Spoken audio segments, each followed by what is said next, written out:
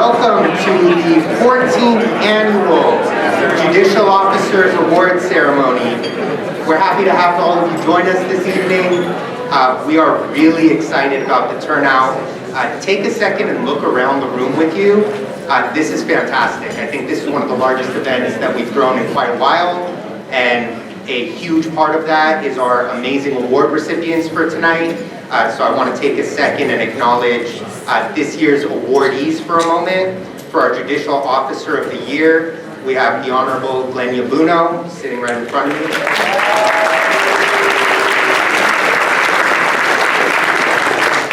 We have Justice Manuel Ramirez for the Judicial Lifetime Achievement Award.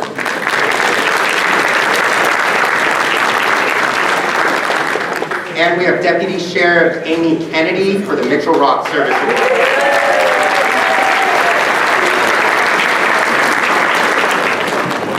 So I started by saying, take a look around, and there's a reason for that. And the reason for that is that I'm about to do the one thing that I always told myself I would never do. And I'm going to go through and acknowledge the people who are in the room. I have somebody in the room who's going to time me to see how efficient I can do this. And I'm going to ask the one question that everybody asks from this place and no one ever listens to.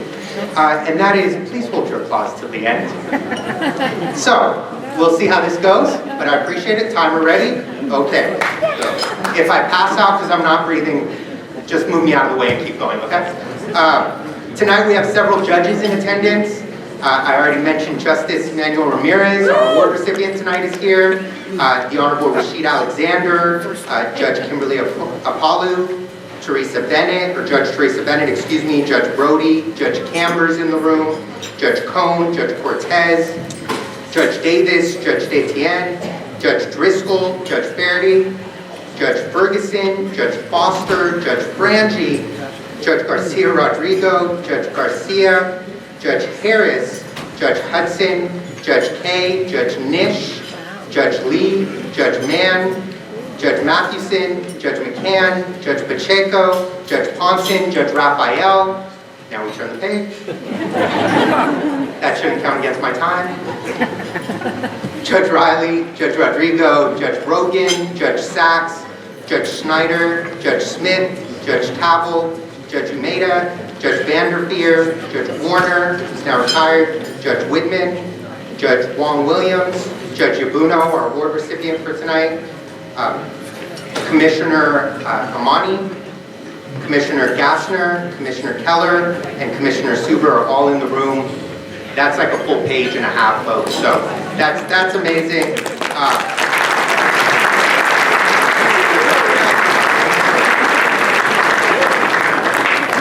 See, now you fell into my trap, because you're clapping because you think I'm done.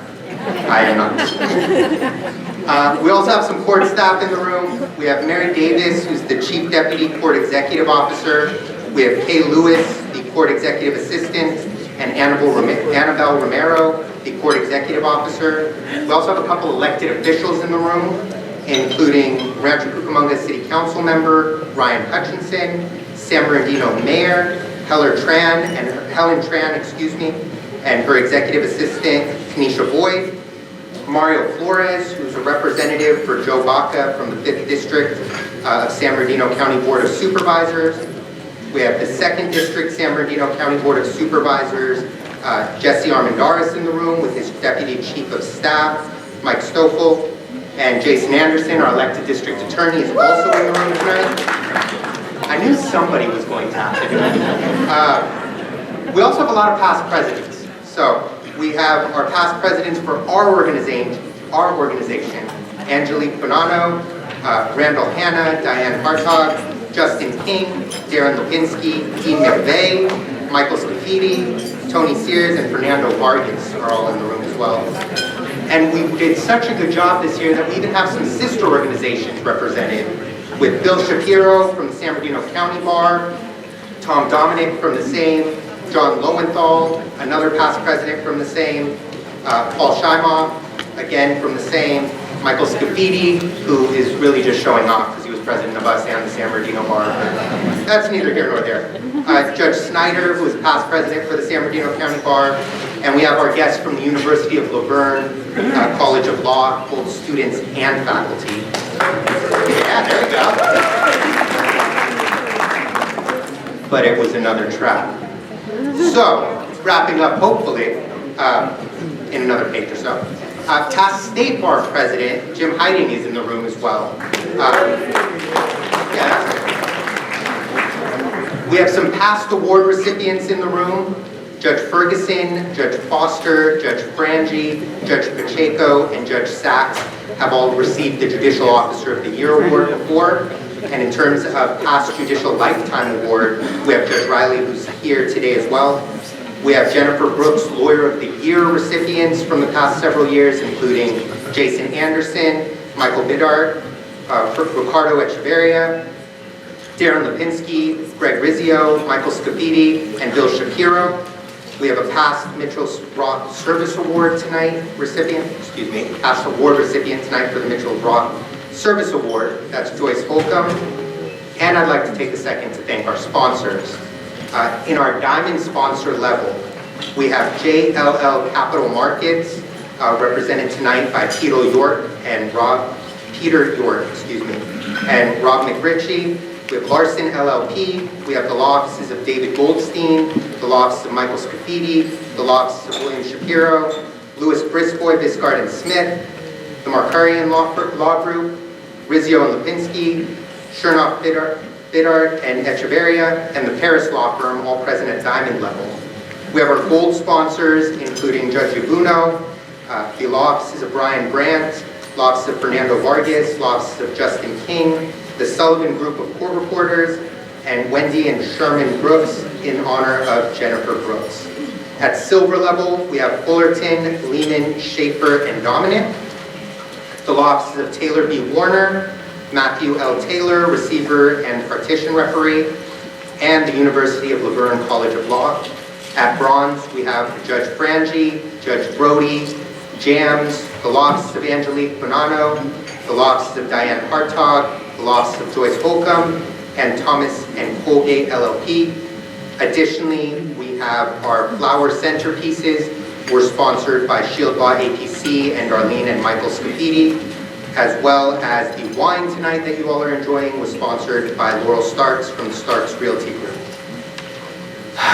No more traps. I will check the timeline. I pride myself on my ability to talk for long periods of time without taking a break, so thank you all. At this point, I will give you all a break for that. We'll serve dinner in about 45, or we'll come back in about 45 minutes to... That whole back table got up and left. They were ready, they were out their seats. We'll come back in a few, we'll get you guys some dinner, we'll get served, and we'll get this program on the road. Truly, from the bottom of my heart, thank you all for being here tonight, and please enjoy the evening. We'll talk soon. Thank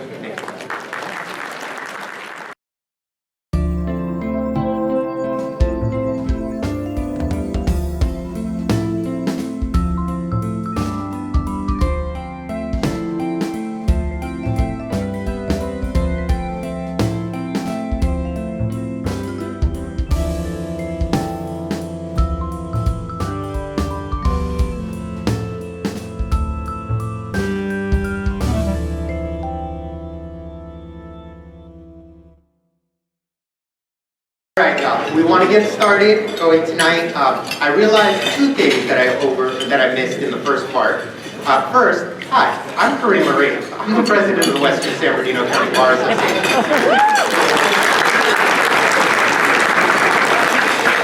Thank you. My wife's sitting at the table. I sat down and she goes, "Nobody knows who you are. You can't say it." Keeps me humble. It's good. The other thing that I missed out is we have with us the president of the Consumer Attorneys of California. That is Greg Rizzio, who's present and been a great supporter of our bar.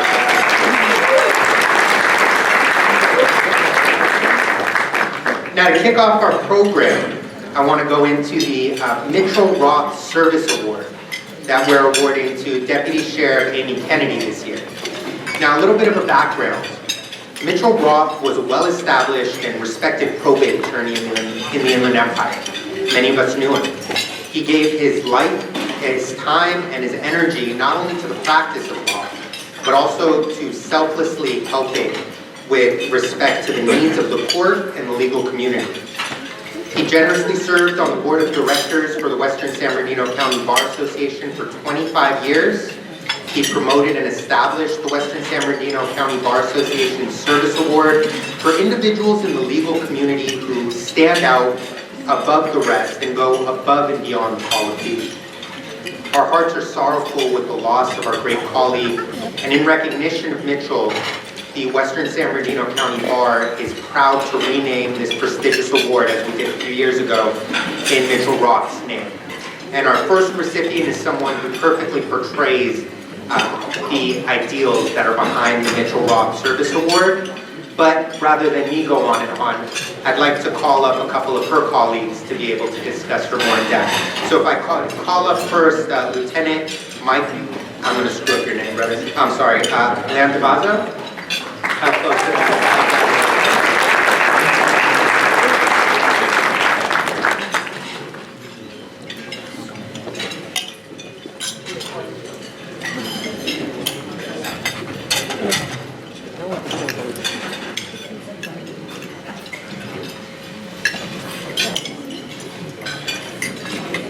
Good evening, everybody. I can't begin to tell you how honored I am to be here with all of you, and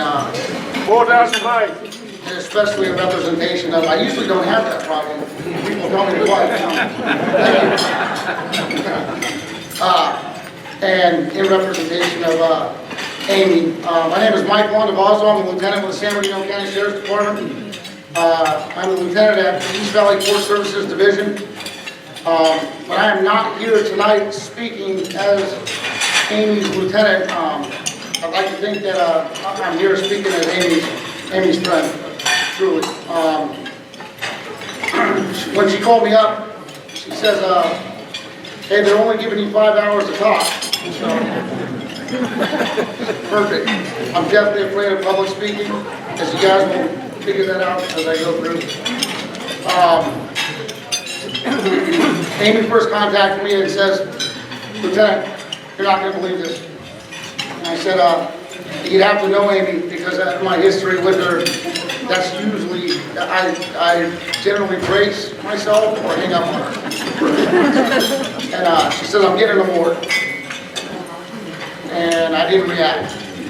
She says, I'm getting an award. I said, shocking. And she says, no, I'm not getting an award. She says, I'm getting the Mitchell Roth Award. And I said, okay, what is that? She's all, YouTube it. Okay, I will YouTube it. As I started to look into what this award was, and she had asked me to speak on her behalf, I was amazed at who Mitchell Roth was and how he was described to his colleagues and the work that he did in the community and what he meant to this community. And it really started to set in on me. And I called her back, and I said I'd be glad, I'd be happy and honored to speak on your behalf. So let me explain who Amy is. And it's really funny because I said, give me some talk points on you improving on. And if you read the program tonight, you pretty much stole my whole speech. So what she told me was not original. She gave both of us the same thing. So, wow. Okay, well, so Amy graduated high school and attended Cal State San Bernardino, where she earned her bachelor's degree. In 1997, she joined the San Bernardino County Sheriff's Department and worked various assignments throughout the department. And we're proud to have her as one of our bailiffs over at the San Bernardino County, or San Bernardino Justice Center, and she actually works family law over there.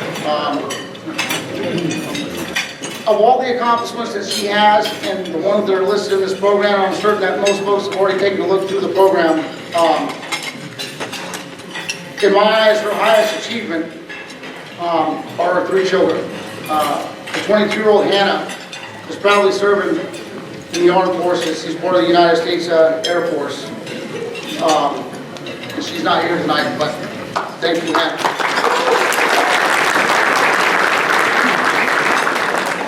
20-year-old son, Grant, is currently and proudly serving in the United States Army.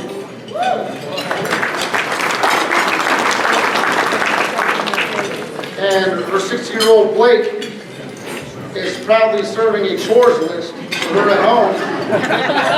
And, he's in a sophomore in high school.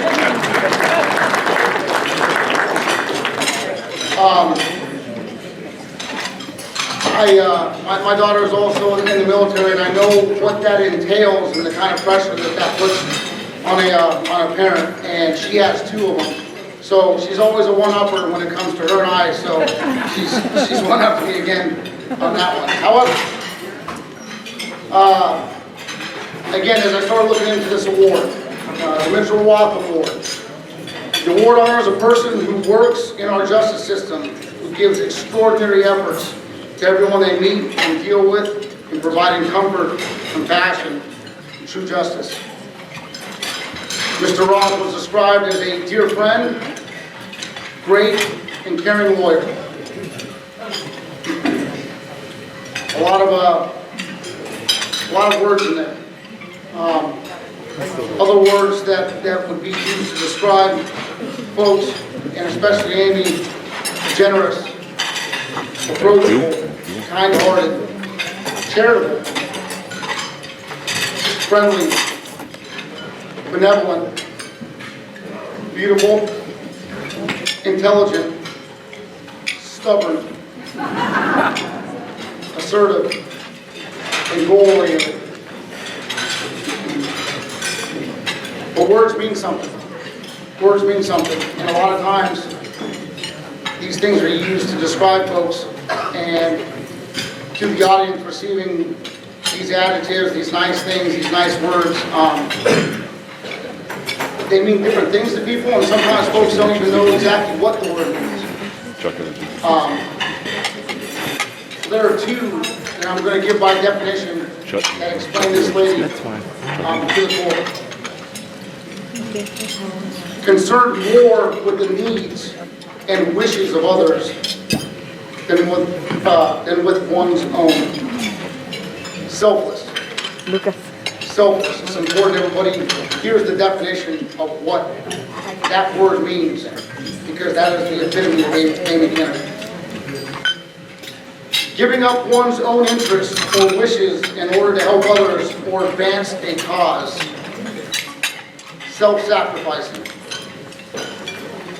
Those 2 words, more than any of the words used to describe folks, for her, mean the most. And I've got to watch her personally impact people's lives.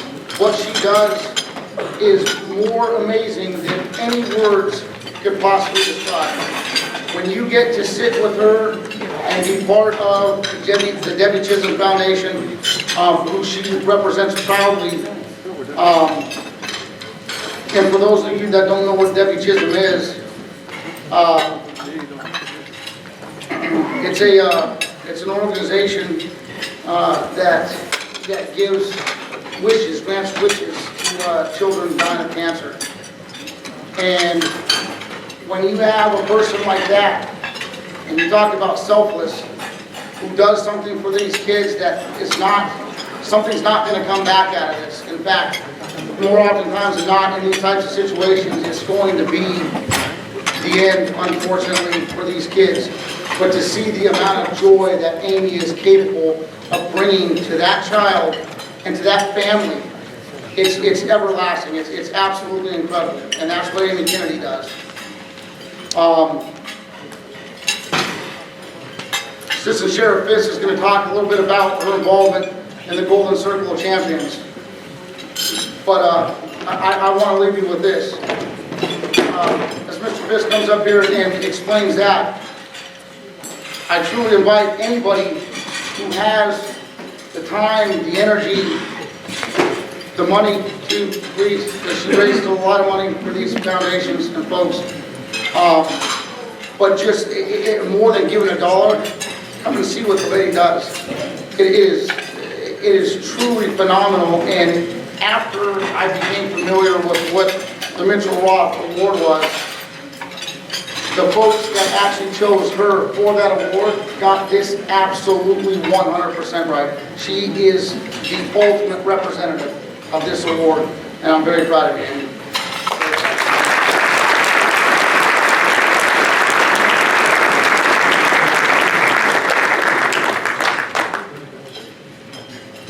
And as was sort of alluded to, I'd love to invite Assistant Sheriff Sam Fisk to the podium to say a few words.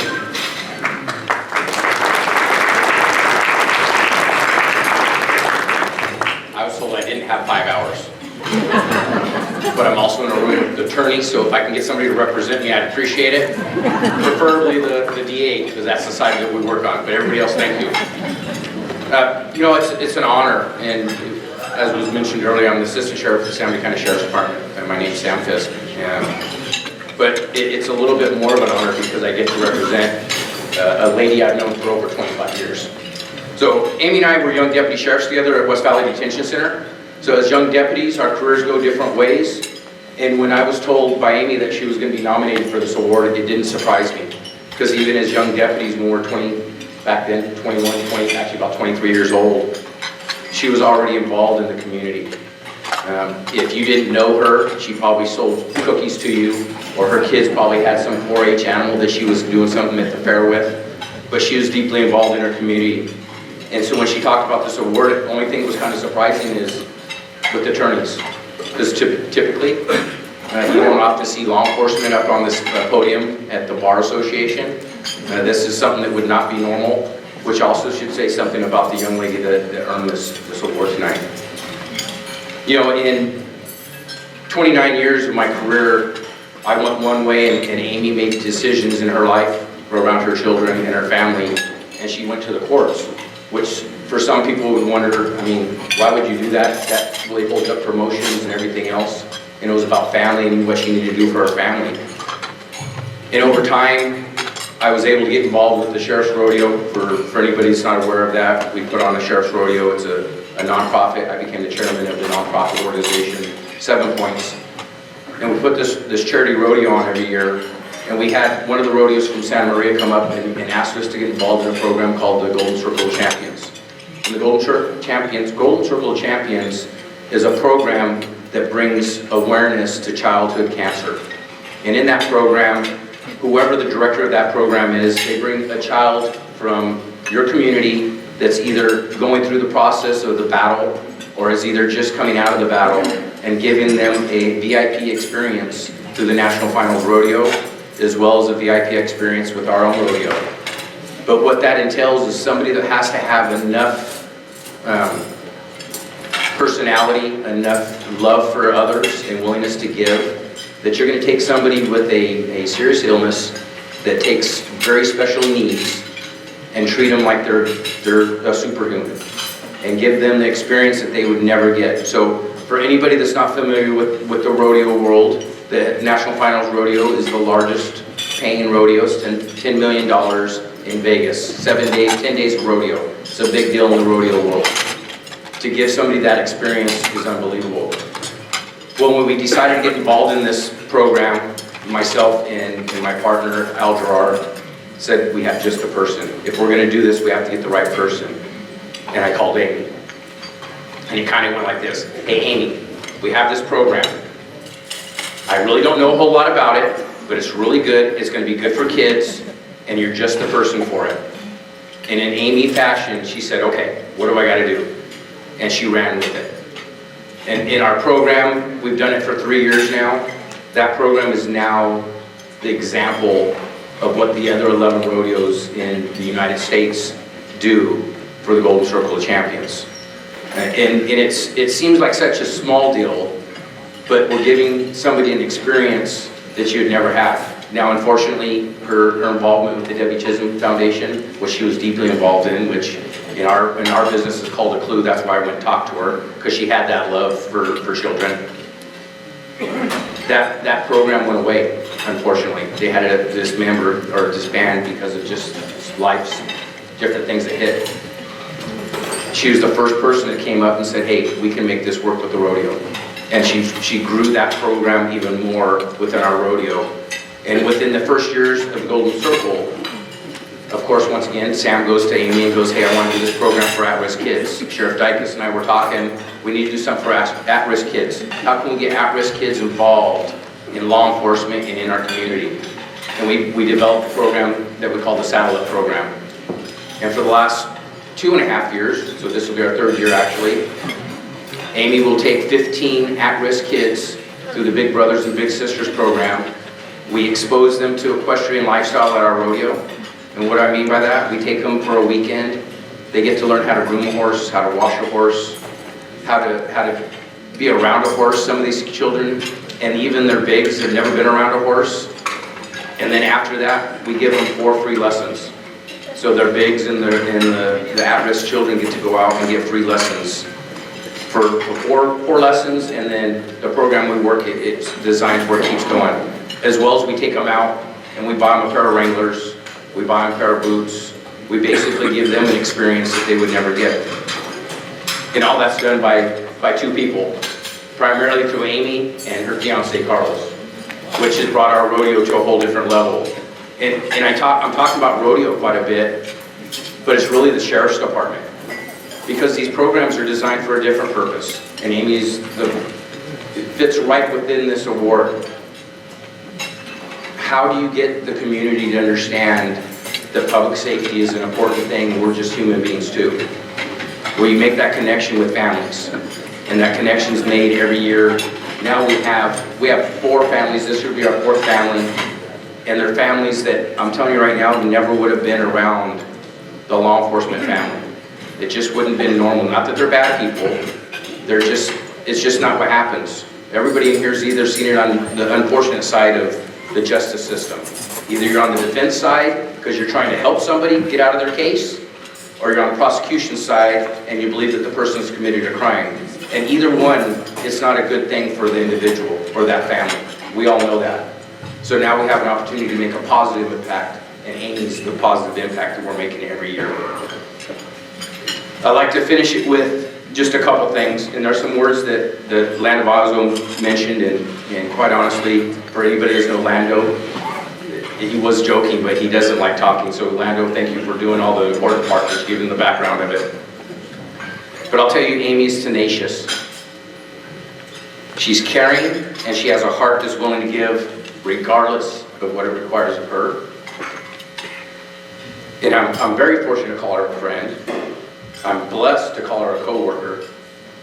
And I'm thankful that she was willing to join our little family called the Rodeo. And I like to say, she doesn't make a difference, she creates a difference. And that's what you're all about. So Amy, congratulations.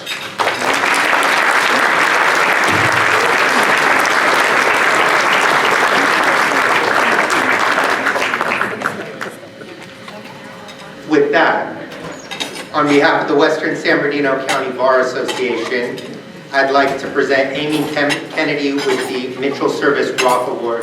Deputy Kennedy, if you could come up here.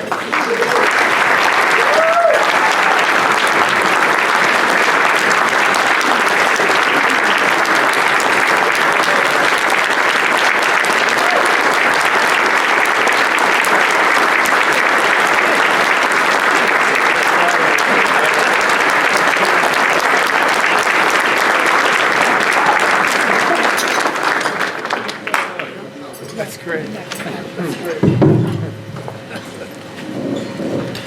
Well, I thought that they were cops and they wouldn't talk very long, so I'm sorry.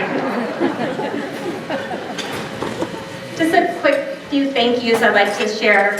A very dear friend of mine, the late Judge David Williams, who I worked for a long time, always told me it's a greater blessing to give than to receive.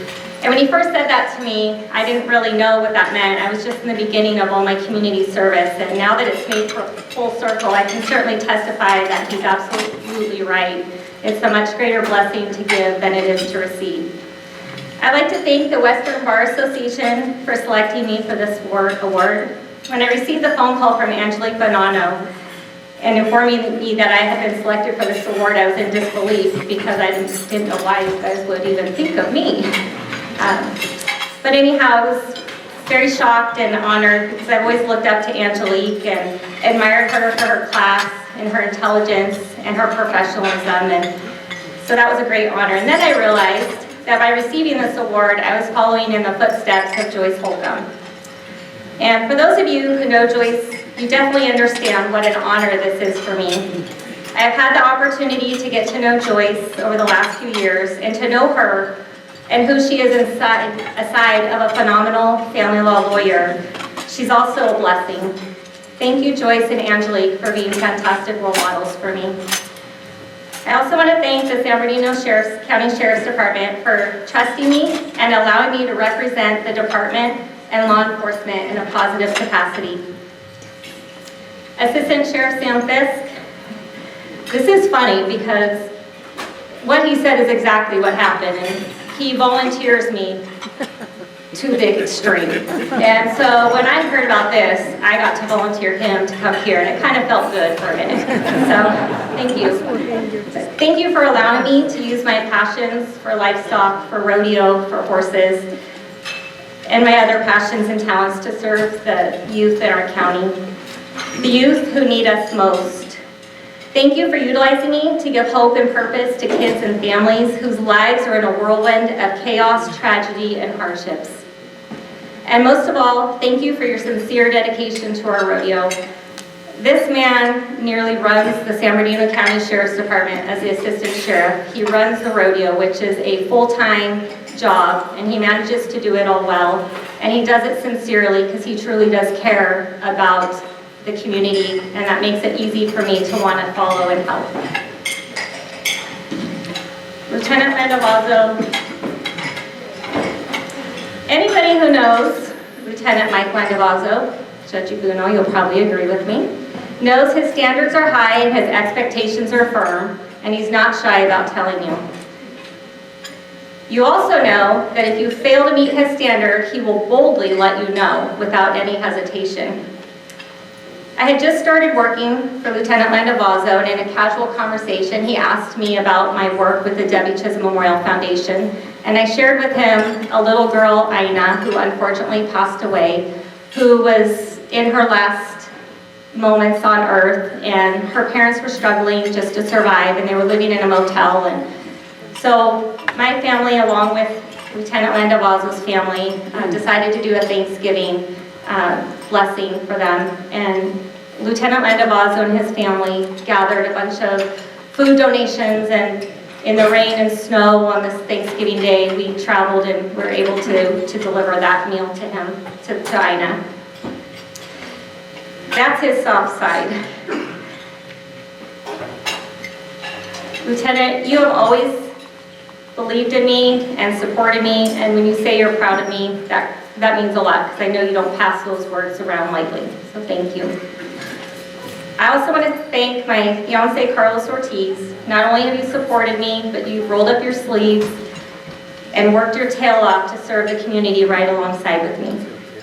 And lastly, thank you to my parents, who taught me the value of hard work and who pick up the slack for me while I'm working and serving.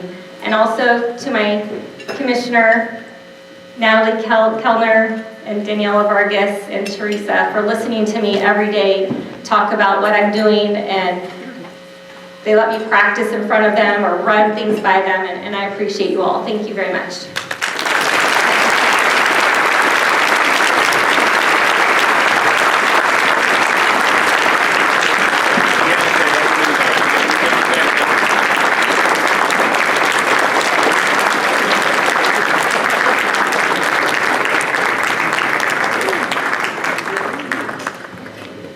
Congratulations again, Deputy Kennedy. Our next award is the Judicial Lifetime Achievement Award that we're presenting to Presiding Justice Manuel Ramirez. The Judicial Lifetime Achievement Award honors a current or retired judge, commissioner, or Court of Appeals justice from the local area, San Bernardino County, Eastern Los Angeles, or Riverside County, who is recognized as having a reputation for being fair and committed to judicial excellence. This individual is someone who has achieved a significant length of service as a judicial officer and demonstrated a long-term, consistent, and significant contribution to the betterment of the judiciary and the public it serves. I'd like to begin by inviting Jesse Armendariz Second District Supervisor to present a resolution.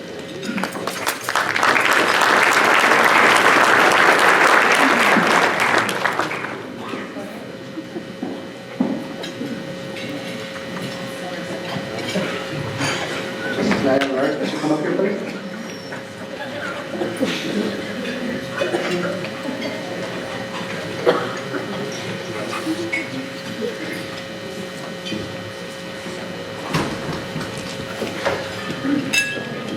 Thank you for your service, Sergeant Meeting.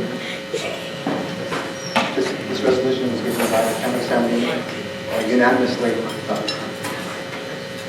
This resolution was given by the County Assembly and the Board of Supervisors unanimously for your hard work, dedication, and your work ethic in the justice system. And we just applaud you for all your efforts and just thank you for your service. Thank you very much.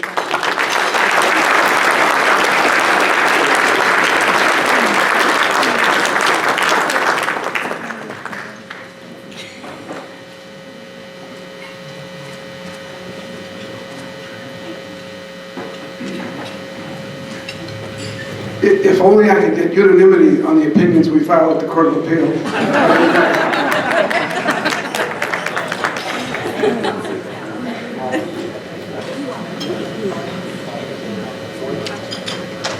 Let's invite next the Mayor of San Bernardino, Helen Tran, to present a resolution, please.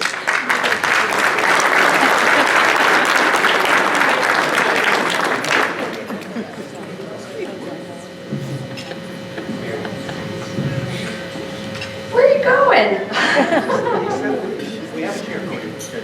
So, Helen Tran, Mayor of San Bernardino, newly elected, and it's an honor to be here.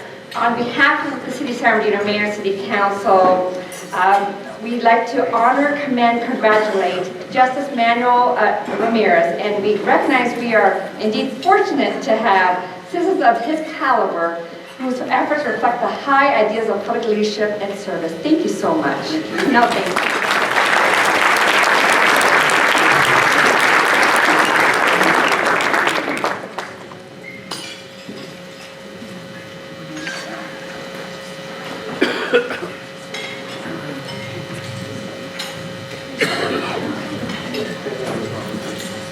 All right, next let's invite the Rancho Cucamonga City Council member Ryan Hutchinson to present a resolution. You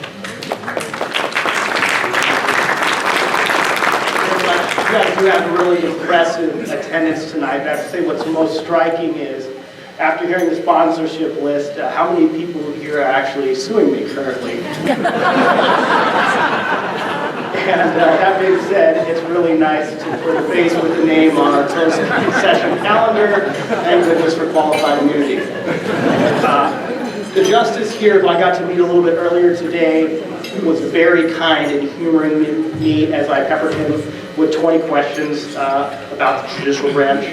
And it was very fascinating. I could tell that he's an extremely devoted person to the law, but nothing impressed me more, and I think illustrates his devotion, is the fact that this gentleman here commuted to work every single day on the 91 freeway. And for that, the City of Rancho Cucamonga thanks you so much and congratulates you on your service. It's incredible to meet you and be a part of this tonight.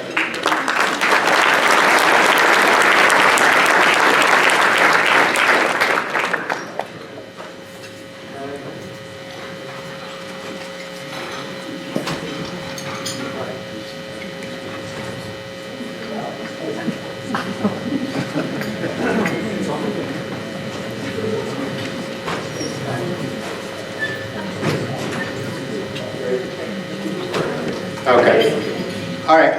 Also, we have a Senate resolution. The Senator's office could not be here. Senator Ochoa did bring a resolution. She has her staff members here, but we'll put a pin in that for a moment.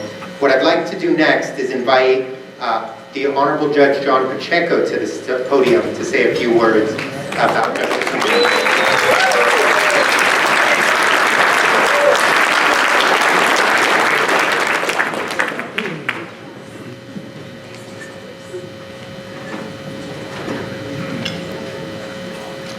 Good evening. And I would be remiss if I did not congratulate Amy. Where are you at, Amy? Congratulations, and Judge Ugono, congratulations on your distinguished awards, well deserved.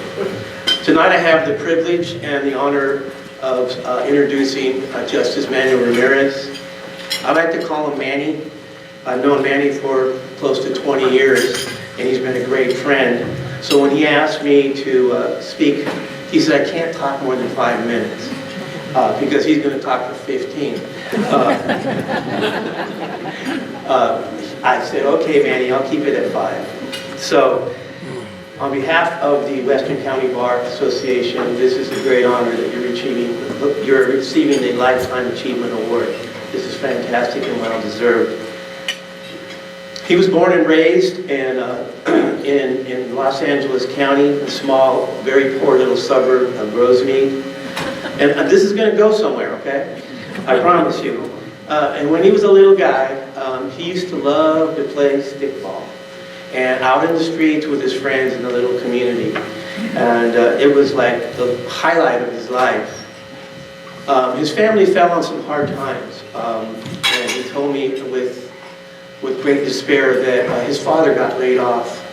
And they didn't have money and they didn't have food. And oftentimes they would go to bed hungry.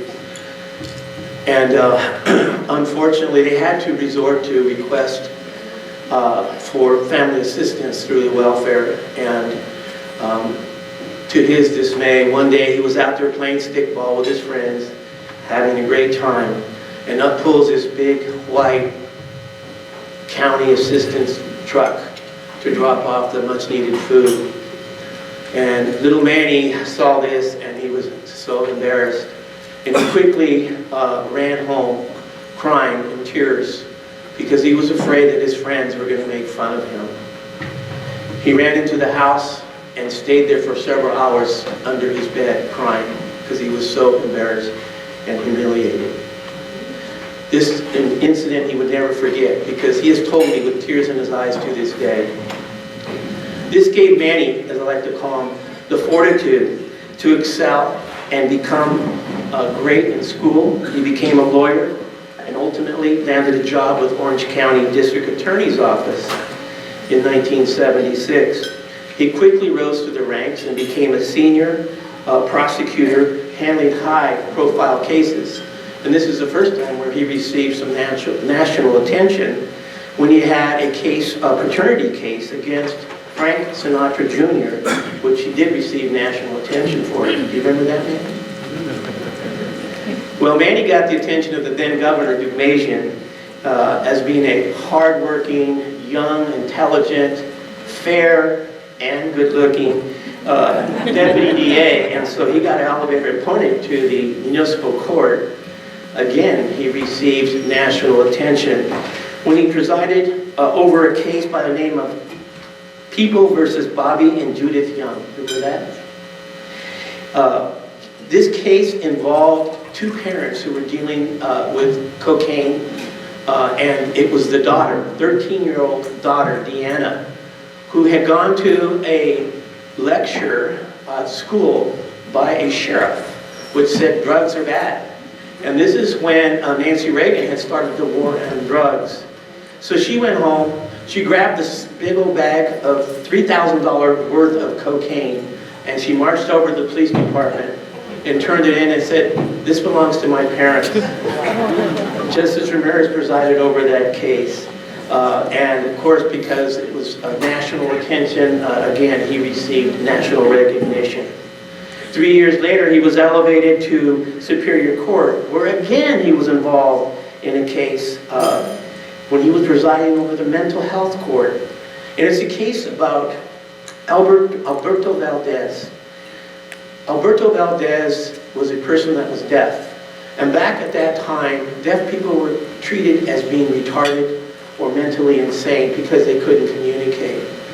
So for over 30 years, Alberto Valdez had bounced around from mental institution to mental institution. And you didn't get this one, but I got this one. Kathy Shaver was a public defender who caught Justice Ramirez's attention. Kathy Shaver was my college colleague. So she was a public defender. She caught his attention to say, there's something wrong here. He's not retarded. He doesn't belong in these mental institutions being abused by so many people.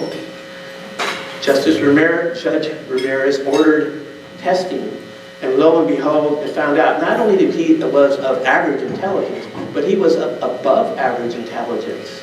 And with all this, he was rehabbed. Alberto Valdez was rehabbed, and he went on to work for Goodwill Industries for several years before he relocated.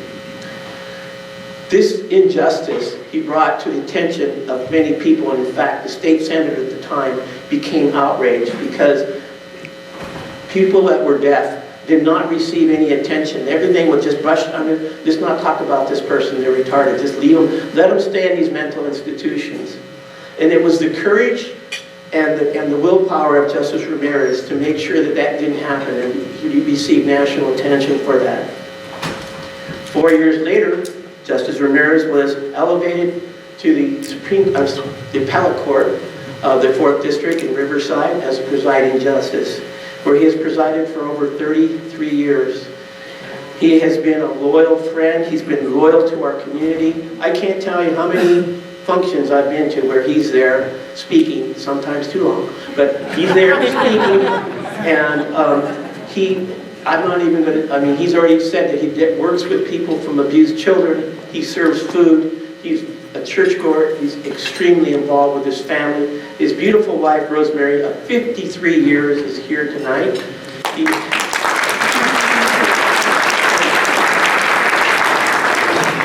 And his 4 children, he's blessed. He has 10 grandchildren, and that's just, I'm still waiting for grandkids. He's very active in the outreach program for high school, and I'm very proud to say on the 15th of September, he worked with me and he'd agreed to be the presiding judge on a reenactment of the case of Lopez versus Seckham.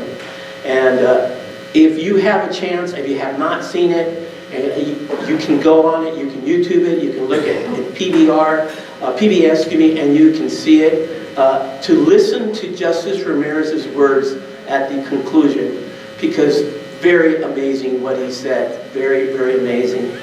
So, Justice Ramirez, it's my great honor to introduce you tonight. You have the courage and the leadership that you have brought to this county over your lifetime. Justice Ramirez. Thank you.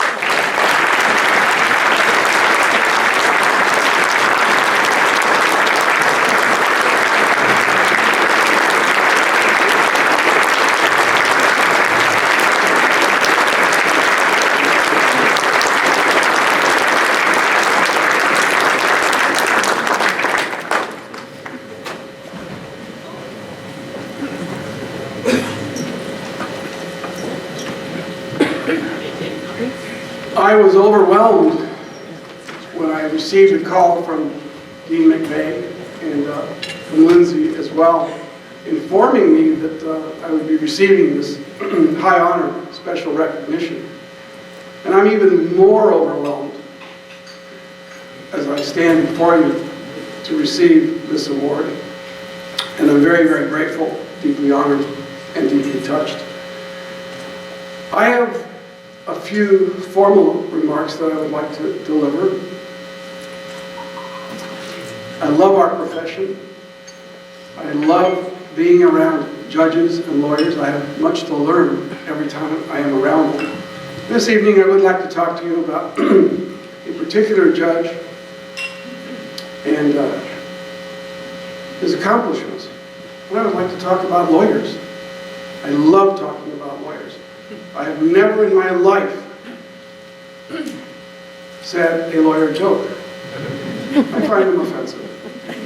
I find them offensive because knowing lawyers as I do, I find them to be so dedicated to their profession, to our profession, and to the rule of law. And I see lawyers daily in our Court of Appeal who for the past 30 years or so have volunteered to our mediation program. It is the only mediation program in the entire country that takes cases at the appellate level, and we've settled hundreds and hundreds and hundreds of cases. Can you imagine the savings in the record preparation for the parties, and if they can achieve a settlement and they receive finality, a result far better than they can receive through an opinion, unanimous or not. I love our profession. So I will, in a few moments, share those formal remarks with you, but in the meantime, perhaps some informal remarks. I do remember to this day running into the house and hiding. I was really embarrassed. These folks, the day before Thanksgiving, were bringing groceries into the house. And my mom and dad had interesting backgrounds. My father in World War II was fighting in North Africa with the Fifth Army. Fifth Army redeployed into Italy, Naples, which is where he met my mother. The American troops were redeployed into Italy to defeat Mussolini and the Fascisti. They met, they fell in love. She came stateside, he continued on the war until it was over. And they established a home, ultimately raising 8 children. And the home was a little 2-bedroom house, 1 bathroom, maybe 800 or 900 square feet. And because of circumstances, my father was on and off employment, and so we were on and off welfare. And that moment that Judge Pacheco described was almost accurate, almost. My mother came into the room and said, "Mijo," she said, "Mijo, it won't always be this way." Well, when you're 9 years old, and that's the life you're living, you assume it will always be that way. But not my mother. She had an unbridled enthusiasm. She said, "Mijo, it just won't always be that way." So some number of years later, in college, in a political philosophy class, reading all the great speeches of Western civilization, I happened to come across the Peloponnesian War, the end of the first year, and the funeral oration given by Pericles. Now I'm wondering, how many of you here this evening came to hear the words spoken by Pericles? I'm sure you were, with great anticipation, expecting to hear about Pericles. But he said something deeply profound in his funeral oration as he addressed and honored the soldiers who were killed in battle, honored those who returned from battle, and then paused and for a moment after he paused said to those families, the wives, there is no shame in admitting to poverty. Shame only comes when you submit to poverty. So I'm sitting in my college class and I think, that's my mom. But she said, "Mijo, it will not always be this way." I think my mother, third grade education and all, I think she might have thought special things were coming our way. I don't know that she thought that I would be standing in front of a group such as this, but I don't know. I wouldn't take that away from my mother. I think she thought that. And it is a thought that I live with. I welcome that thought. What a distinction. No shame in admitting to poverty, only to submitting to poverty. Now, the other story that John told, I see it a little bit differently. It was a trial. It was Frank Sinatra Jr. It was a paternity case. And I was the prosecutor. And lost the trial, but won the appeal. That was sort of my specialty back then, mixing appeals. And I prevailed on the non-support summary judgment action. And I was ecstatic. And that Friday night, I was in a market. And they had Frank Sinatra Jr.'s picture on one of those magazines that you see at the checkout stand. And it had my picture. And it said, "He loses non-support case, must pay support." Right above my head. For weeks people were asking me, "Well, what support was I paying? But that was one of those cases. I do want to congratulate Deputy Kennedy. Congratulations. I do want to congratulate my friend, someone I've known for a long, long time, Judge Yabuno.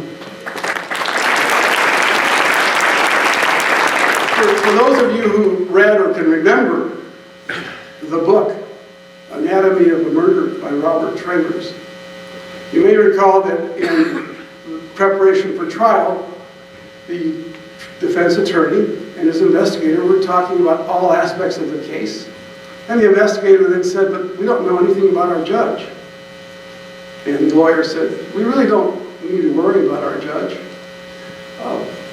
There are many types of judges, but the judge we're going to appear before comes as close to being the ideal judge as there can be. And the investigator said, why? He said, because that judge has a head and a heart. That is the rare and ideal judge. So to the author of that book, Robert Travers, I would say, meet Judge Yabuno, that rare judge.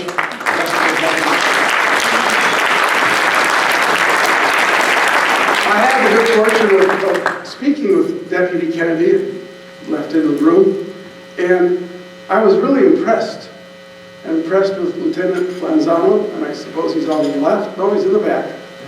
And I thought, a police officer. A police officer. What are the qualities of a police officer? What are the qualities of a good police officer? What is it that John Q. Public expects of a police officer? Well, here's what I think except that police officer. And I wrote this down after I left you and went out in the hallway. You must be physically fit. And for those of us here in this room who are old enough to remember, you must be as fast as Carl Lewis. You must be as strong as Arnold Schwarzenegger. You are expected to have the social consciousness of a Mother Teresa, the diplomacy of a Henry Kissinger. You must have the wisdom of Solomon. And at the same time, you must be as tough as the character portrayed and loved by all in this room, portrayed by Clint Eastwood. Have the marksmanship of an Annie Oakley. Possess modern hand-to-hand combat skills. You are to be a social worker with a patrol car, a psychologist with a gun, and a lawyer with handcuffs. And finally, while daily dealing with some of the most corrupt people of the world, you must be as innocent as a dove. Those are my views of what the idea of police officer brings to the job. So, congratulations to all of your colleagues and all police officers. On a formal note, as I indicated a moment ago, I'd like to talk about a judge and some lawyers. I'd like to talk about you briefly. I want to talk about someone I'm sure none of you in this room knew. I didn't even know him well myself. At least personally, I knew of him, but I learned a lot about his life, and there's much in his background that strikes a chord with my own life.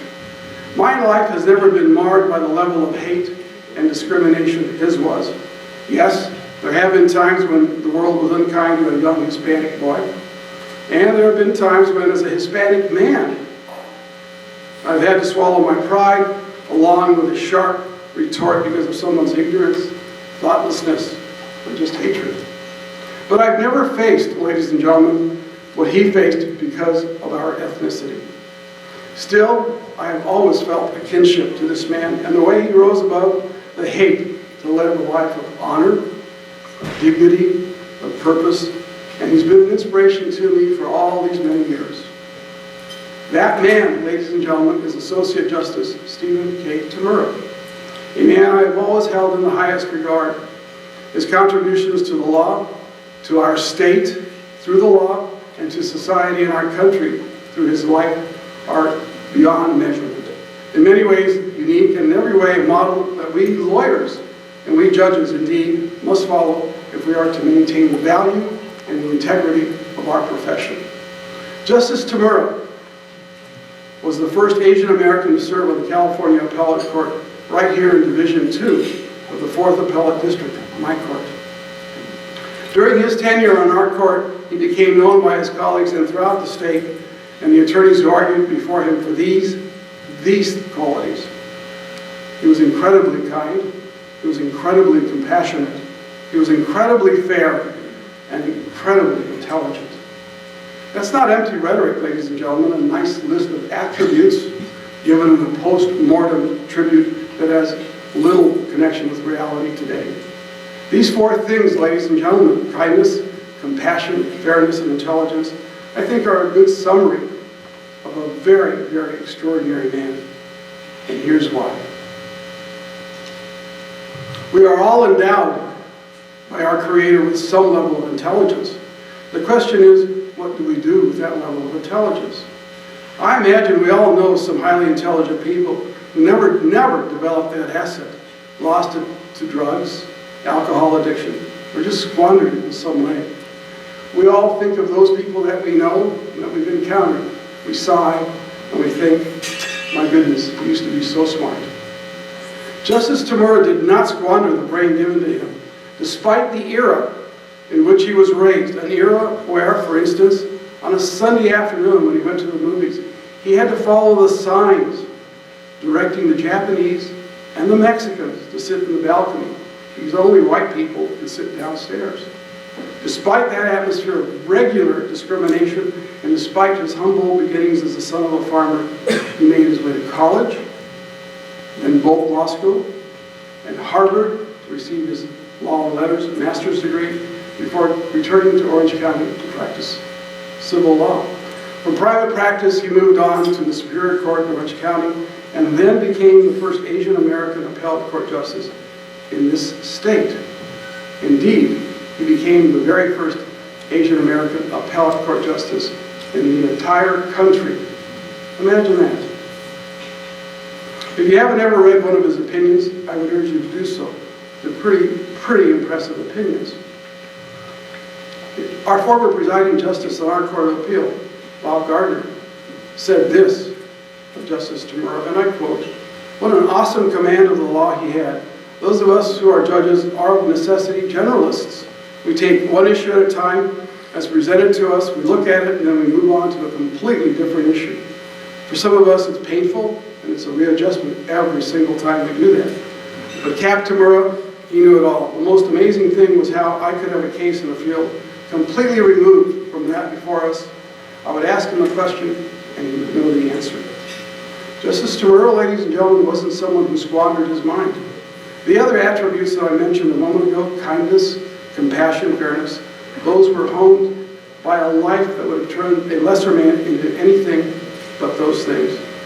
A life that saw, as I mentioned, unremitting and unapologetic discrimination, not just at the movie theater, because this is what happened.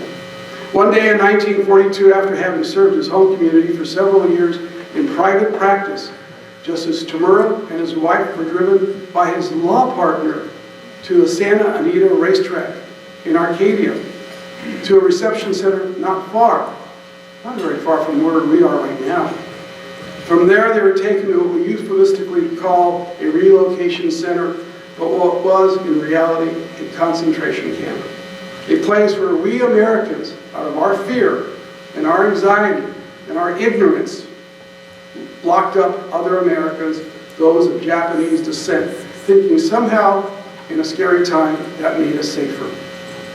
He and his wife slept in a makeshift shack on straw in the Poston, Arizona relocation camp, where daytime temperatures were over 120 degrees and the nights weren't much better. His first child was born there. Sadly and tragically, his first child died there. A lesser man would have hated the country that did that to him, but not Justice Tamura. Justice Tamura joined the 442nd Regimental Combat Team, the most highly decorated unit in World War II, and he deployed to Italy to fight his country's enemies. On the battlefield, Justice Tamura sustained wounds but continued to fight, earning a promotion to captain and many decorations. His nickname throughout the law, the time that he practiced law, after the war and the time that he was on the Court of Appeal. His nickname was Cap. Everybody knew him as Cap. He was more fond of being called Cap than he was of being called a judge. Justice Tamura did not allow that awful experience to embitter him. It was painful, and it was shocking that it could happen. But Justice Tamura used the experience that without the law, we have nothing. That it is the law that keeps the weak from being preyed upon by the strong. Justice Tamura said that the most important function of the judiciary is to protect the individual's rights from the excesses of government as well as from citizens. Justice Tamura took his experiences, his life experiences, the good, the bad, and the oh so ugly, and used them as the foundation of compassion for others and fairness upon which his life is built. But what does that mean to any of you? What does that mean to you? And you lawyers sitting out there would say to me, give me a moment, I'll connect the dots. I would say to you, give me a moment, let me connect the dots. Other than being a nice story that you've listened, how does the life of a man who's been gone as long as many of you have been alive, have any relevance today? Well, I'll tell you. We live in difficult times, but this country's had difficult times before. The world is uncertain, but the world is always uncertain. The difference is that now, more than ever, the world is no longer separate. They aren't over there, and they're not going to come over here. These are global times, ladies and gentlemen, and over there is no longer far away. That leaves a lot of people feeling a little frightened, a little vulnerable, and very, very anxious. Saul Linowitz, one of the few lawyers to receive the Presidential Medal of Freedom, observed in his book, The Betrayed Profession, that lawyers are purveyors of the human endeavor. He framed the role of a lawyer in these words. The lawyer has a responsibility not only to his client's cause, but to helping society get the work done. This is time for lawyers to be those advocates that we all admire, working for clients in whatever area of the law you practice, and do so with kindness, compassion, and integrity. This is your time to remember that each client is an individual worthy of your time, your attention, and most importantly, the protection of the law. How do you do that? Well, you take a page out of Justice Tamura's book. Be kind, be compassionate, keep your head, and don't get caught up in the trendy craziness around you. Remember as lawyers that your duty is to your client, but it is based on the Constitution, not on any political crosswind that might be blown on a particular day, and always be fair. I have a friend, ladies and gentlemen, who was caught up in a legal battle, not of her own making, and nothing about it was fair. It was frightening, it was emotionally draining, and it was costly. After it was over, she told me that the thing that kept her from being crushed by the experience was her attorney. Her attorney, she said, was so kind to her, always listened even if she had said the same thing 10 times. Always took time to respond to her calls and her emails. Her attorney was that unwavering advocate, someone who made her feel as if hers was the most important case on his desk, even though she knew it wasn't. That's what we call advocacy. That is what Justice Tamura wanted for his clients. That is what you should offer. Winston Churchill once said, "We make a living by what we get, and we make a life by what we give." You can and should make a good living as a lawyer. You can and must make a good life as an advocate. As I wind down, ladies and gentlemen, I want to remind you that advocacy without integrity is traitorous to our profession as lawyers. Albert P. Tuttle, Chief Judge of the Fifth Circuit Court of Appeals from 1960 to 1967, once said this about judges. The judge is, in essence, one who provides a service. He or she has no goods to sell, no land to till. The judge's only asset is himself or herself. It turns out that there is not a right price for service for what is the share of a person's worth.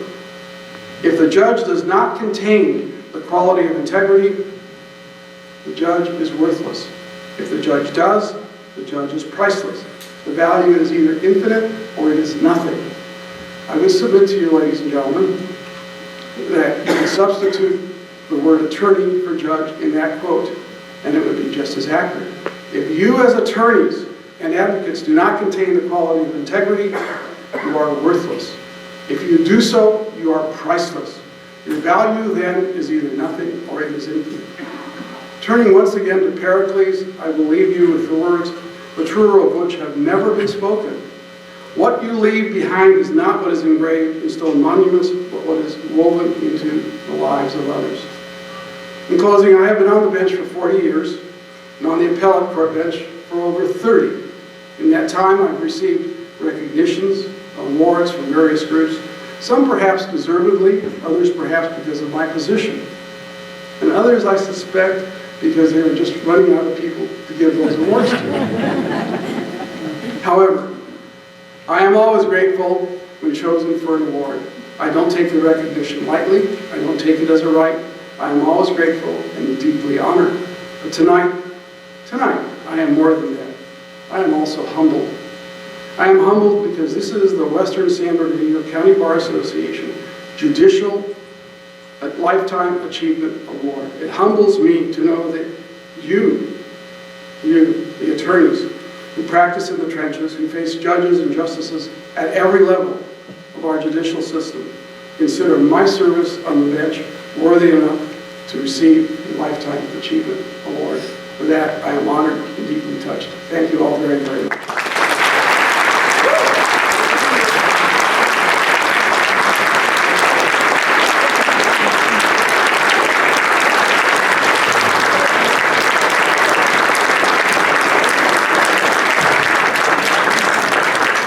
And in case you haven't figured it out yet, it is my honor to present Justice Ramirez with the Judicial Lifetime Achievement Award on behalf of the Bar Association.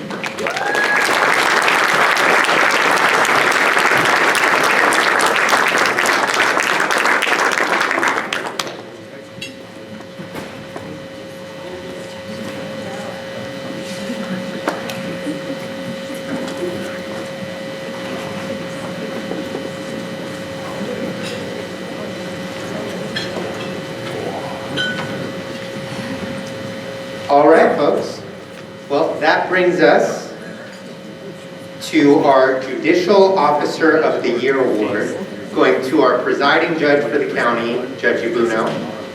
The Judicial Officer of the Year Award is an annual award which honors a current or retired judge, commissioner, or Court of Appeals justice from San Bernardino County, Eastern Los Angeles County,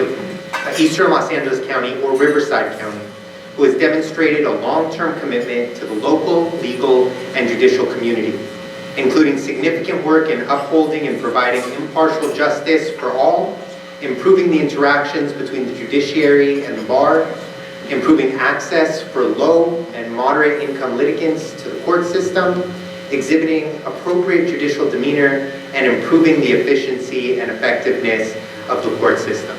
As someone who's personally appeared in Judge Ibuno's court in the past, I can say that I'm so excited that he's getting this award today. And I'm going to start by inviting Jesse Armendariz, our 2nd District Supervisor, back to the stage to present an award. We will leave Judge Ibuno in his chair for the time being so we can finish that up. So.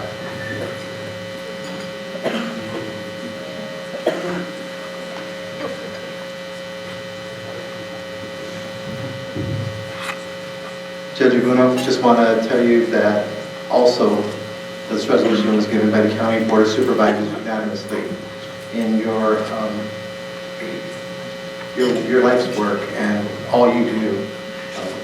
We deeply appreciate you, the service you give, and just want to thank you for your service. And if there's anything else I can say is God bless you and your family.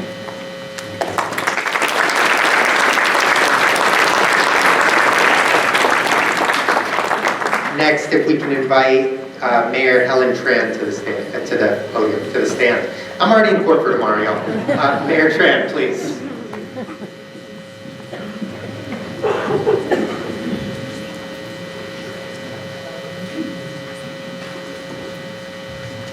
Good evening. On behalf of the City of San Bernardino, the Mayor and City Council, But we'd like to hereby honor, commend, and congratulate Judge Glenn Buno. And we recognize we are indeed fortunate to have citizens of his caliber whose efforts reflect the high ideals of post leadership and service. So thank you so much. And it's an honor to be here to present this to you.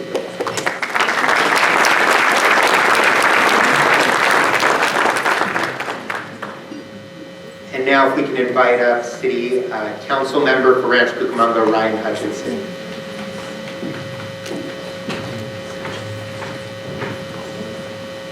Very much. About 15 years ago, I was selected on a jury in Rancho Cucamonga. I had the opportunity tonight to shake Judge Dentien's hand. Judge Brody introduced me to him, and I'm thankful for that. It was 3 days long, and it was an incredible experience. It was a criminal trial, and there was a fella who was walking down the street on a Tuesday at about 11 o'clock in the morning, and he was wearing a pair of pants, but not as the manufacturer intended them to be worn. I won't say really much more about that part of it, but after that experience, I came back with three things. I came back with $15, $5 a day for my jury service. I came back with a certificate of thanks for serving and an incredible experience. It's the first time I'd ever sit in a courtroom before, and it's the first time that I ever got to understand how the law works, what a judge does, how much individual impact that they have on a person that can shape their entire life and how important it is. Judge Buno, I've heard your name many times. You have an excellent reputation, and it is truly an honor for me to be able to give you this proclamation today and to have the City of Rancho Cucamonga recognize you for your service. So thank you very much.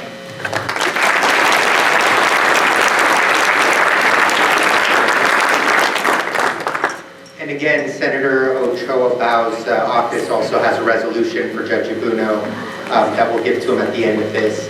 But in the meantime, I'd like to call up our Assistant Presiding Judge, Lisa Rogan, to the podium to say a few words about Judge Buno.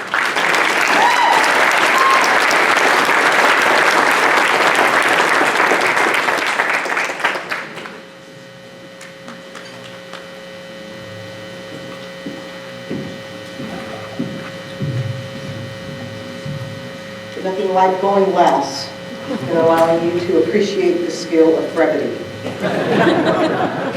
Good evening, everyone. I'd like to first start with congratulating all of the other recipients this evening. It's truly an honor that I've been asked to say a few words about Judge Buno. I've known him for 23 years, but I really didn't know him.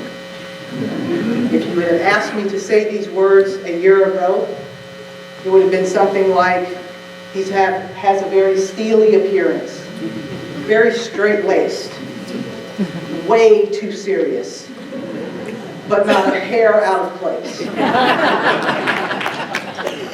I would have had most of that right, but you all know I got the hair right.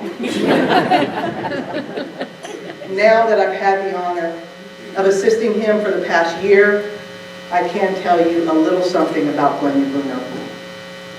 Everyone knows that it's no secret that I'm a big proponent of mentorship.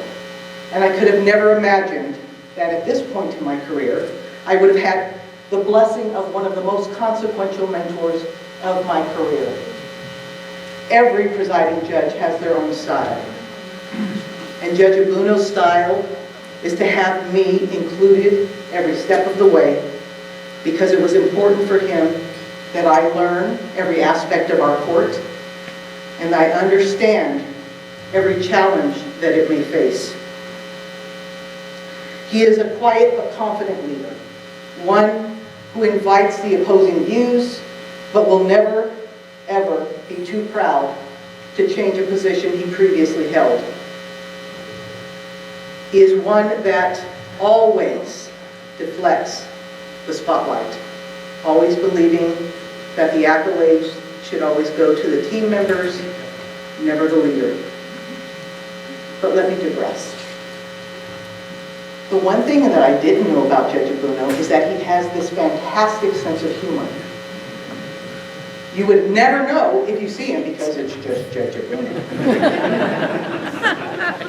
But I've learned this over the past year because I've been the butt of many of his jokes. have been deemed our, for a better term, dedicated driver of our team when we go on many trips. And it's not uncommon for me to hear the guy in the back seat trying to get over his motion sickness say, "Hey, Rogan, let's take the next turn even faster, and then I can lose the rest of my lunch." It's his simple way of saying, "Rogan, I appreciate your driving skills." He is also a historian of our legal community, having been involved in this community for over 40 years, and he has shared with me much of the history of our legal community. Some of you look nervous. He's not shared the history of Court Street Bar, so but he has shared the importance of the relationships and nurturing those relationships with you. He's introduced me to many of you, and he knows that going forward, nurturing those relationships and having you involved will do nothing but improve the court along with the community as a whole. So thank you. One of the characteristics that I was trying to decide is his strongest, and I gotta admit, I went back and forth, back and forth. Is it courage? Is it patience? Courage, patience. I couldn't figure it out, and then I sat and I thought, you know what? It is courage. His strength is courage. And it is that courage that allows him to sit in a very difficult moment, make very difficult calls, and have all the patience in the world.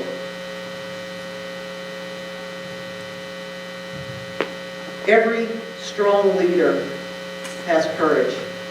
And it is that courage that allows their members to feel safe in being led.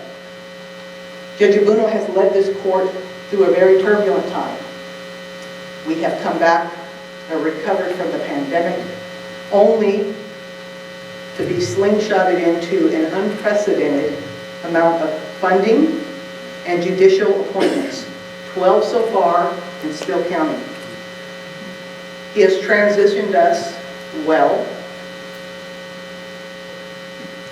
understanding that moving through and making decisions is really a choreography of somewhat like a dance move. And I didn't know this before, but Judge Abuno loves to dance. I just learned that last week and I was shocked. But let me tell you, he's gone from playing zone defense to an offense that requires some audibles, some last-second audibles, and has fulfilled many cuts that have been created in the past, answered many old promises. But let me just give you a recount of some of the things that he has done in just his first year of being our presiding judge. Full technological overhaul of all courtrooms. I'm just going to leave that one alone because everybody knows my position on technology. A new judicial case management system, one that holds the heaviest load, that being civil, in our court. Barstow family, an old promise fulfilled, has been expanded. Civil. Our judges carry the largest caseload in the state, over 1,000 cases per judge. Expanded. Probate. The numbers going through the roof in filings. Be expanded. Needles. A community that has gone too long without our presence in their community, and they are so happy to welcome us back. He has reopened that court. And a big one, e-filing. Probate on the go, civil next up. Any one of these accomplishments would be considered a success for any other presiding judge, but he has done it all in just the past year. Trust me when I say this past year has not been all Oprah moments. You get a car and you get a car.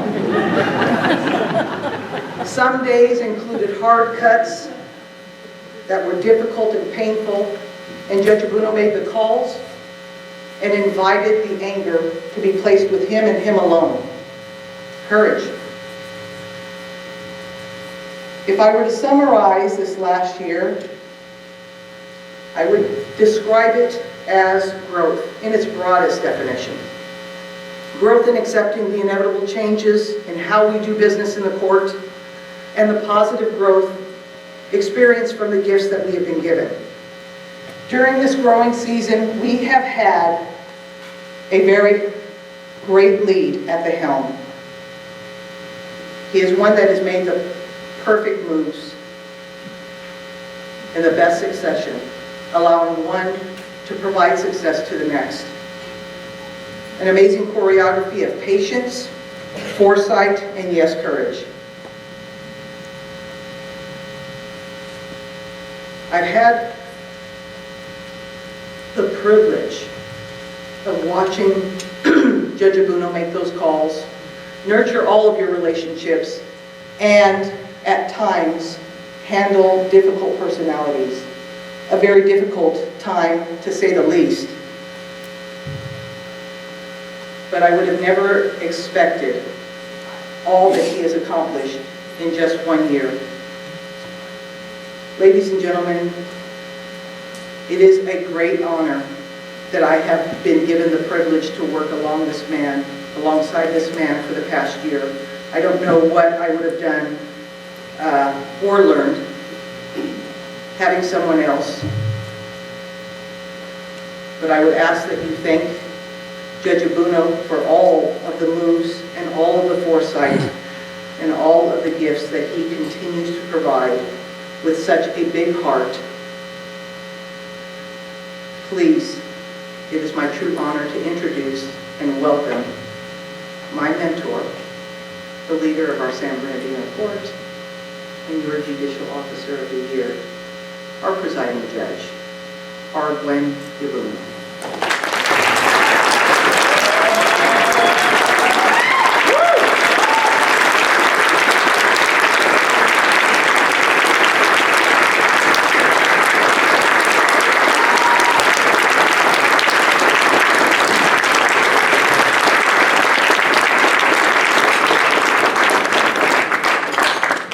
Who is that guy she was talking about?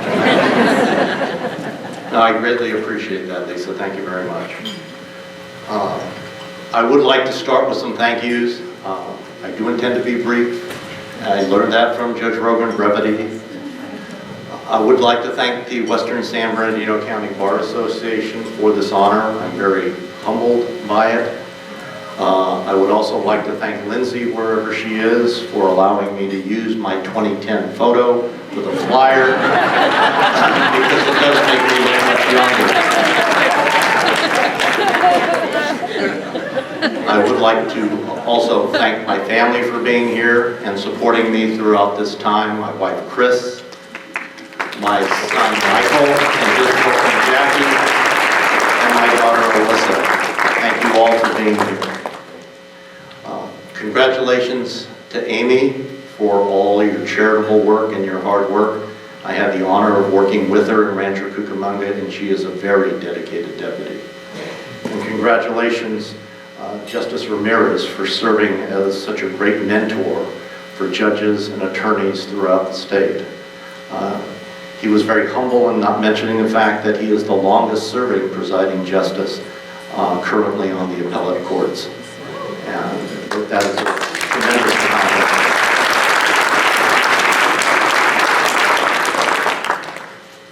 Now I want to thank all of you, each and every one of you. As you know, about 3 years ago, shortly, within about 10 days, we shut down the courts completely. We had to reopen the courts slowly. We did partial reopenings. We did a few hearings there, a few hearings there. We had to consolidate and bring Rancho Cucamonga Criminal over to San Bernardino. We had to hear all of family law in one location. Thanks to all of the judges and all of you out there in the legal community for bearing with us and for working with us. Because without your willingness to shift gears, without your willingness to work with us, we would not have gotten through this pandemic in the way we did.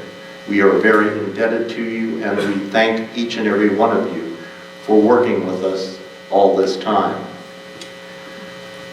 Judge Rogan is, she didn't toot her own horn, so to speak. And I want to highlight one of her major accomplishments. As you know, the pandemic caused backlogs, a number of backlogs, in civil trials, filings, and everything, some of which we're still dealing with. But what was critical is criminal jury trials and getting trials out in a timely fashion with or without the emergency orders that we were given.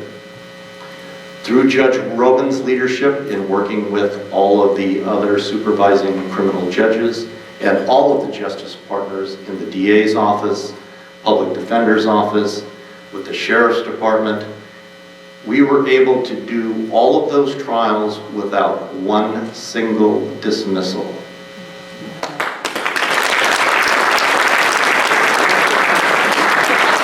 And all of that credit goes to Judge Rogan for her tenacity. For those of you who appeared in front of her during those times, you know what I'm talking about. But her leadership guided us through that, and we're very indebted to you.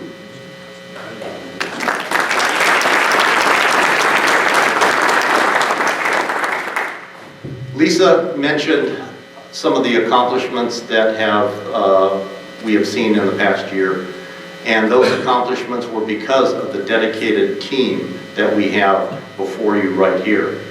We have the CEO, Annabelle Ramirez. We have the Chief Deputy CEO, Mary Davis. Christine Swenson was here. She was the CEO of Finance. And we have administrative assistants, Ronnie Uribe, Diana Gonzalez, and Kay Lewis. Those are the people who guided us through this. With their leadership, with their teamwork, we were able to do the things that Lisa talked about. We were able to add another courtroom for family law in Barstow. We were able to add 2 civil courtrooms for the county and 1 additional probate court. And it's because of that teamwork that we were able to accomplish that. So again, all of you were participating in that, and all of the management team were great leaders during this time. And that's what we greatly appreciate. The one thing I also want to thank everybody for is the fact that San Bernardino really didn't have to undergo some of the criticism that was laid upon other courts. Los Angeles had a lot of negative criticism. Riverside, unfortunately, has had a lot of negative criticism. But all of you folks worked together with us, and we have not had that kind of bad press. We have the best working relationship, in my opinion, in the state. I know Judge Riley has talked about it before. The collegial environment of this county, the working together of everyone, the bench, the bar, law enforcement, justice partners, everybody working together as a cohesive group is why San Bernardino County is such a great place to be and a great place to work. When I came here in 1984, my goal was to be here for about 2 or 3 years, go back to Fresno, and live the rest of my life there. But it didn't take very long before I fell in love with this community, and it's because of all of you folks that make this such a great place. You are all very welcoming to the new kid from the Central Valley who had never been past Bakersfield. I'd heard several things about San Bernardino, but none of them were true. You guys all made it a great place. The one thing Lisa mentioned is the Needles Court. I want to get back to that real quickly. We were able to do that, bring back justice there, open it 5 days a week, and the goal is to provide a judicial officer there by the end of this year or no later than the first quarter of 2024, so we'll actually have a physical presence there. And I want to thank Judge Camber for volunteering to do that job.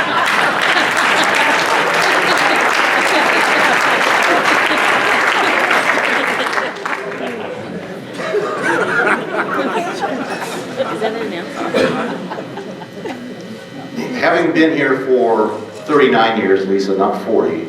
I did have the good fortune to meet and deal with and sometimes appear in front of or otherwise work with names such as Joe Campbell, Marcus Cotham, Phil Castle, Florentino Garza, Dag Bohr, Jim Dunn, Rich Scott, Alan Gresham, and on the criminal front, names like Ed Foley and Dave Whitten.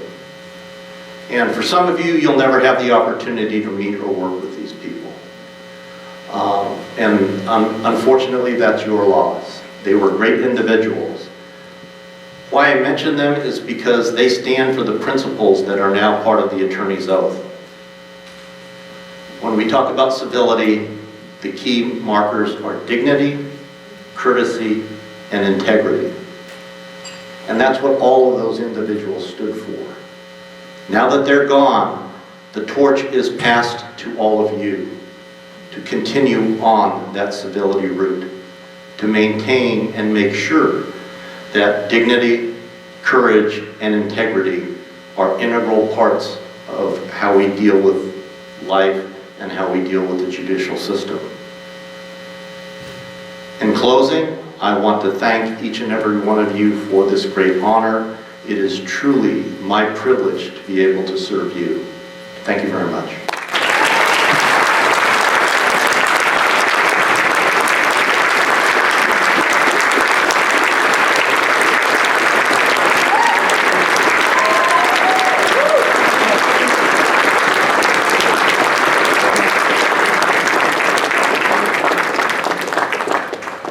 He started by talking about the importance of brevity and was so brief that he didn't even stay up to get his award.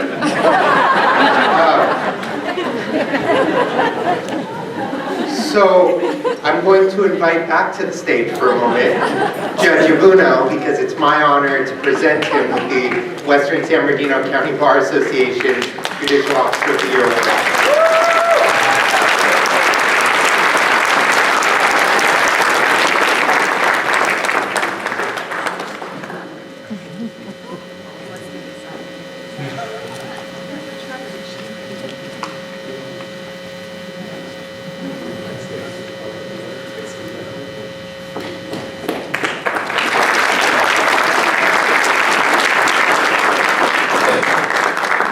All right, only 5 more awards left.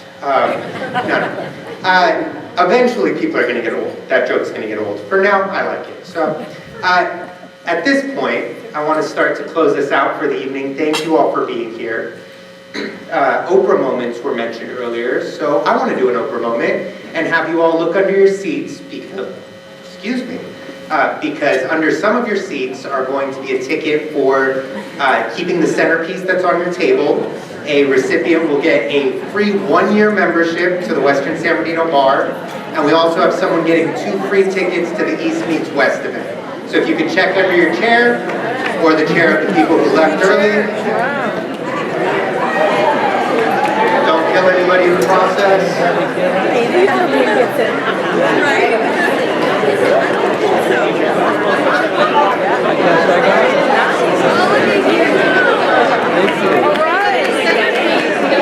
Someone needs to bring the camera up here to film all of this. This is fantastic.